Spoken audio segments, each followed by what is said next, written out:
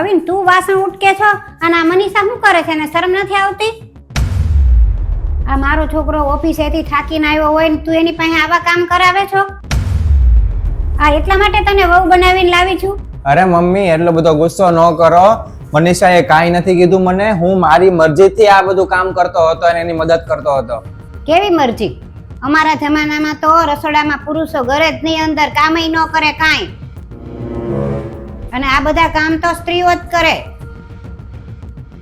અને તું જ ત્યાં આને બગાડે છો. એક કામ કરીએ મમ્મી, આપણે બેસીને વાત કરીએ. બેઠો મમ્મી.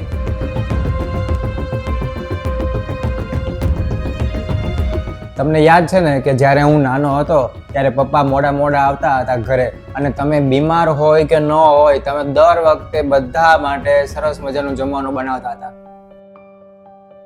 એક દિવસ તમને તાવ આવતો હતો, તમે રસોઈ બનાવતા હતા અને પપ્પા અહીંયા બહાર જ બેઠા હતા, છાપું વાંચતા હતા.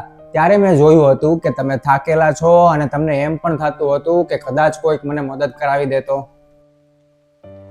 અને હું નથી ઈચ્છતો કે એ જ વસ્તુ મનીષા સાથે થાય. મનીષા તે નોકરીએ જાય છે, આવીને રસોઈ બનાવે, થાકેલી હોય છતાં એકલી રસોઈ બનાવતી હોય છે. તો મને એમ થયું કે લાવો હું એને 10-15 મિનિટ મદદ કરાવી દઉં, તો જે કાંઈ ટાઈમ બચે એ અમે સાથે બેસશું. પણ આ બધા માણસો શું કહે અને શું વિચારશે કે આ વહુએ જો દીકરાને એનો ગુલામ બનાવી નાખ્યો?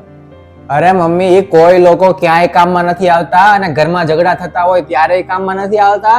અને તમને જ્યારે તમે બીમાર હતા અને તમે રસોઈ કરતા હતા ને તમને જ્યારે એમ થતું હતું ને કે કોક મને મદદ કરાવી દે, ત્યારે કોઈ નથી આવતું કામમાં. સાચું તો એ છે કે આ કોઈ માણસો તો કામમાં આવશે જ નહીં. પણ જો હું આજે મનીષાની મદદ કરીશ ને તો એ કદાચ કાલે મને જરૂર પડશે ને તો એ પણ મને મદદ કરશે ને મારી સાથે ઊભી રહેશે.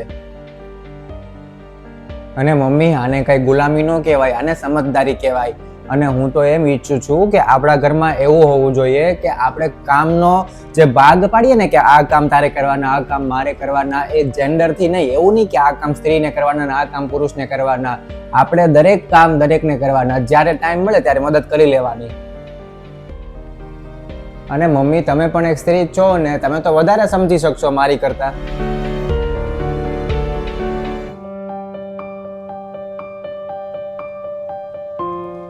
અરે મમ્મી, તમે શું કામ ના કરો છો? હું કરું છું, લાવો.